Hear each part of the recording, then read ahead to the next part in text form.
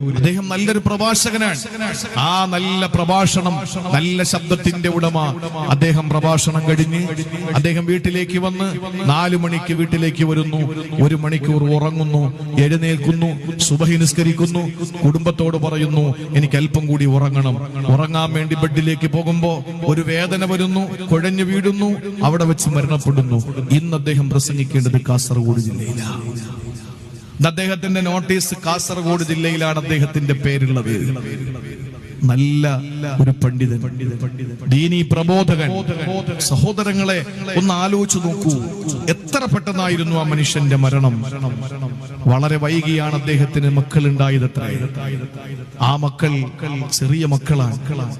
ഇന്നലെ ഇതേ സമയം ഏതോ ഒരു വേദിയിൽ അള്ളാഹുവിന്റെ ദീനിനെ സംബന്ധിച്ച് പ്രസംഗിച്ചുകൊണ്ട് നിൽക്കുന്ന മനുഷ്യൻ ഇന്ന് തത്തുല്യമായ മറ്റൊരു വേദിയിൽ പ്രസംഗിക്കേണ്ട ആ മനുഷ്യൻ 6 അടി മണ്ണിനടിയിൽ ഖബറിലാണ്. ഇതാണ് മനുഷ്യന്റെ അവസ്ഥ. കുമാറാവട്ടെ, മസ്ഊദ് സഖാഫിയുടെ ഖബർ അല്ലാഹു വിശാലമാക്കി കൊടുക്കുമാറാവട്ടെ.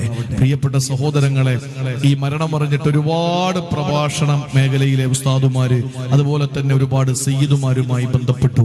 ഇതാണ് ഒരു മനുഷ്യന്റെ അവസ്ഥ. നാളെ ഞാൻ പ്രസംഗിക്കേണ്ട സ്ഥലം എനിക്കെന്തുറപ്പാണ് അവിടെ എത്തിച്ചേരാൻ കഴിയുമെന്ന്. ഇന്നലെ പ്രസംഗിച്ചെടുത്തുനിന്ന് ഇന്ന് ഇവിടെ എത്തിച്ചേരാൻ കഴിയുമെന്നും എനിക്ക് ഉറപ്പുണ്ടായിരുന്നില്ല. പക്ഷെ അള്ളാഹു എത്തിച്ചു. അതുകൊണ്ട് നമുക്കൊക്കെ അള്ളാഹു ആഫിയത്തുള്ള ദീർഘായുസ് നമുക്ക് എല്ലാവർക്കും അള്ളാഹു നൽകട്ടെ എന്ന് നമുക്ക് ദുആ ചെയ്യാം. പ്രിയപ്പെട്ട സഹോദരങ്ങളെ,